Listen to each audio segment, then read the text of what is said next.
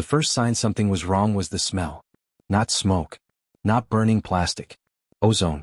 Sharp, metallic, electrical ozone drifting through the manicured streets of Redwood Solar Estates at 5:12 in the morning. Martin Vale noticed it before anyone else because Martin had spent 34 years working high-voltage commercial systems across Arizona, Nevada, and Idaho before a transformer blast took half the hearing in his left ear and permanently damaged his spine. Electricians learned to trust smells the way sailors trust weather. And that smell meant heat. Dangerous heat. The kind that builds quietly behind walls before entire neighborhoods start burning. Martin stood on his porch in sweatpants and an old Marine Corps hoodie, coffee steaming in his hand, staring across the subdivision toward the brand-new solar field the HOA president kept calling the future of luxury sustainable living. 300 black solar panels sat in perfect rows behind the clubhouse like soldiers at inspection. The lights on the inverter banks were blinking red. Red was not good. By noon that same day the HOA would accuse Martin of sabotage. Within 3 weeks, federal investigators would freeze every HOA bank account in the subdivision. And before it ended, 18 homeowners would discover they had each been tricked into financing a solar project that was never legally connected to the power grid in the first place. But at 5:12 that morning, Martin only knew one thing. Somebody had built a $1 million electrical system that was about to fail catastrophically. And whoever wired it had no idea what they were doing. Dad. Martin turned. His daughter Emily stood barefoot in the doorway rubbing sleep from her eyes. You okay? Martin kept staring toward the solar field. Get your shoes on, he said quietly. Why? Because if I'm right, this neighborhood's gonna have a very bad morning. Redwood Solar Estates sat 20 miles outside Boise, Idaho. 74 luxury homes. Private fitness center. Artificial creek. Security patrols. A clubhouse with fake timber beams designed by a developer from California who had never touched actual wood in his life. The HOA sold itself as Idaho's first fully sustainable luxury residential community. That slogan was everywhere. On the gates. On the signs. On the glossy brochures mailed to investors. And especially in the speeches of HOA President Vanessa Crowley. Vanessa was 46, permanently tanned, permanently smiling, and permanently performing. She wore white blazers to neighborhood meetings and referred to homeowners as stakeholders. Her husband Rick handled operations. Nobody really knew what that meant. Rick had the kind of face people instinctively distrusted. Too smooth, too eager, too comfortable lying. The solar project had been Vanessa's masterpiece. Every homeowner was charged a mandatory green infrastructure assessment of $38,000. Total collected. $2.8 million. Residents were promised nearly free electricity, increased property values, state sustainability tax credits, emergency backup power capability. Vanessa called it the Tesla model for private communities. Martin called it something else. A scam. He knew that because the numbers never made sense. The HOA claimed the system could power the entire subdivision independently during outages. Impossible. Not with the panel footprint installed. Not with the inverter capacity visible from the street. Not with the cheap conduit work he'd seen running behind the clubhouse. And definitely not with the bargain bin subcontractors Rick kept hiring. Martin noticed things other people didn't. Like the fact that no licensed utility inspection stickers had ever appeared on the main transfer cabinets. Or the fact that conduit bends were overheating during midday loads. Or the fact that one inverter bank vibrated under load like it was mounted wrong. Small things. Deadly things. 3 weeks before the smell appeared, Martin attended an HOA meeting at the clubhouse. Vanessa stood beneath a projector screen smiling at 70 residents seated in folding chairs. Redwood Solar Estates, she announced proudly, is now officially operating at 92% renewable independence. Polite applause. Martin raised his hand. Vanessa visibly sighed. Yes, Martin? You got utility synchronization approval yet? The room went quiet.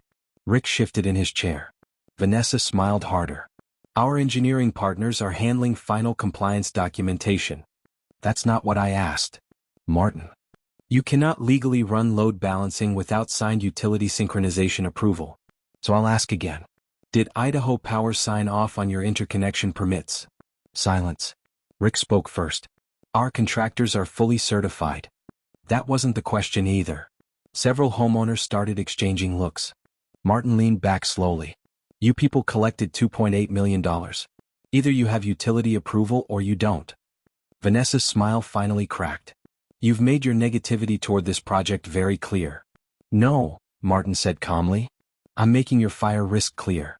That meeting ended early. 2 days later, Martin received a violation notice from the HOA. Hostile conduct during community functions. Fine, $850. He framed it in his garage. The smell came 4 days later. Ozone. Electrical stress. Martin walked his property line at sunrise carrying an infrared thermal camera from his contractor days. When he pointed it toward the solar field, the readings confirmed exactly what he feared. One inverter bank was overheating violently. 2 junction cabinets were already beyond safe operating temperature. And one underground feeder line was cooking itself beneath the soil. Martin swore under his breath. Emily watched beside him.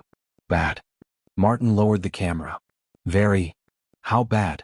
If they keep pulling load through that system, something's gonna arc. She looked toward the clubhouse. Should we call someone? Martin stared at the red blinking lights. Already doing it. At 8:17 a.m., Martin called Idaho Power. At 8:42 he called the county electrical inspector. At 9:10 he called the state fire marshal's office. By 11:30, 3 white utility trucks rolled into Redwood Solar Estates. Vanessa Crowley lost her mind. Martin watched from across the street as she marched toward the inspectors in heels sharp enough to stab concrete.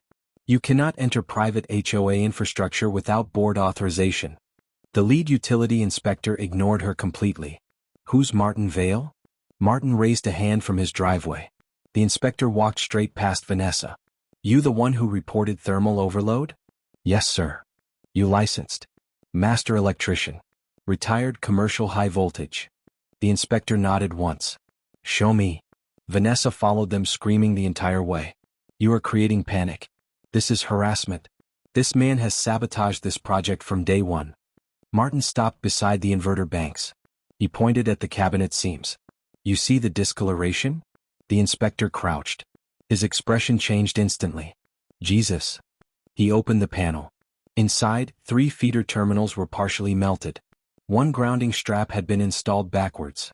And the insulation around a high-load bus connection had already started carbonizing black. The inspector slowly stood. How long has this system been active? Rick answered weakly. About 5 months. The inspector looked horrified. You're lucky the clubhouse isn't ash. Then he asked the question that changed everything. Where are your inspection tags? Rick said nothing. Vanessa tried stepping in again. Our contractors assured us. I didn't ask your contractors.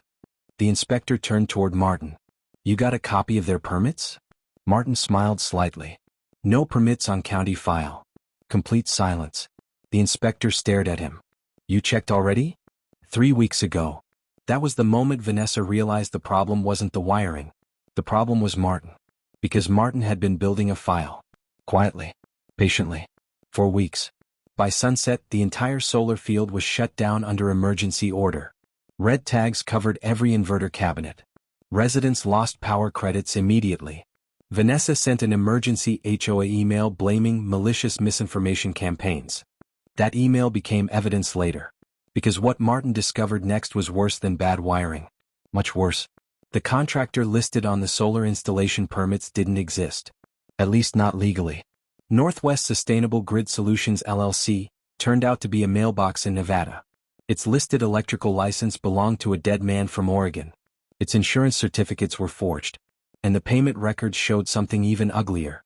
Over $1.1 million from the HOA Solar Fund had been transferred into a consulting company owned by Rick Crowley's brother. Martin found that part accidentally.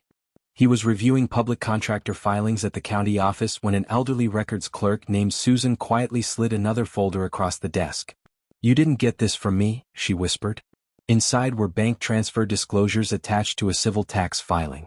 Martin read the names twice, then once more, and suddenly the whole project made sense. Cheap materials, fake inspections, non-existent permits, inflated invoices, shell contractors. The solar project had never been designed to work. It had been designed to move money. Lots of money. The HOA meeting 3 nights later became chaos. 70 homeowners packed the clubhouse. People were shouting before Vanessa even stood up. A man near the front slammed papers onto a table. You charged us 38 grand each for illegal wiring? Vanessa raised both hands dramatically. There is a coordinated effort to undermine this community. Did you steal the money? I will not dignify that accusation. Answer the question. Martin sat quietly in the back row beside Emily. He never raised his voice. That made Vanessa even more unstable. Because loud people can fight anger. They don't know how to fight calm. Finally, Vanessa pointed directly at Martin. This man has been sabotaging Redwood Solar Estates since the beginning. Martin stood slowly. The room went silent.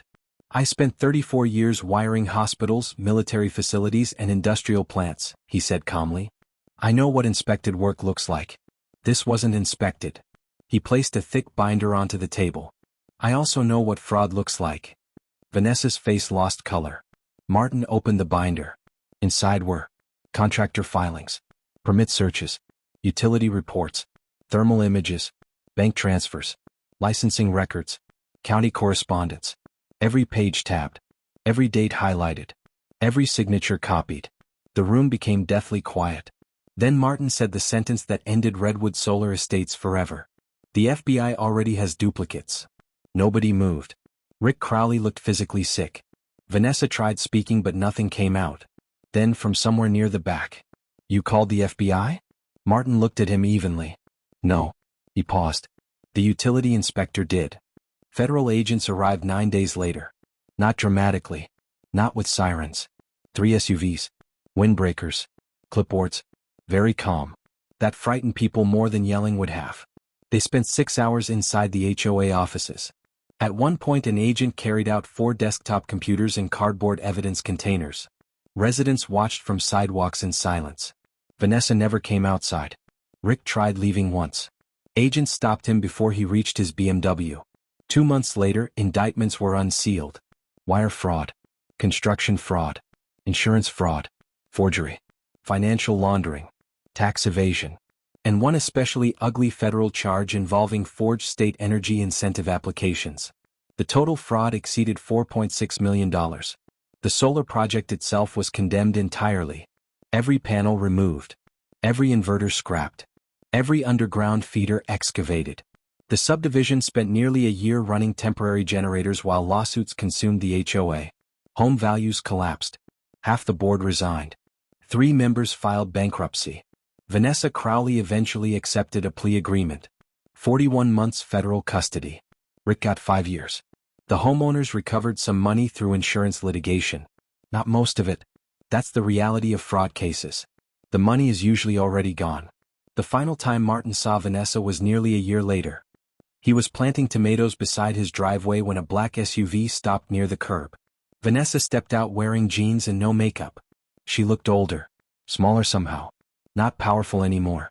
Just tired. She stood awkwardly beside the fence. I came to ask you something, she said quietly. Martin kept working. All right. Why didn't you just mind your own business? Martin finally looked at her. Then toward the empty field where the solar panels used to stand. You built a live electrical system with fake inspections next to 74 occupied homes. He wiped dirt from his hands. My daughter slept 200 yards from that transformer bank. Vanessa looked down. We were going to fix it eventually. Martin nodded slowly. Electrical fires don't wait eventually. She stood there another few seconds. Then she left. Martin never saw her again. That summer, the empty solar field behind the clubhouse was converted into something simpler. A public garden. Nothing expensive. Nothing branded. No slogans. Just tomatoes, peppers, flowers, and dirt. Emily painted a small wooden sign at the entrance. Read. Built by licensed people this time.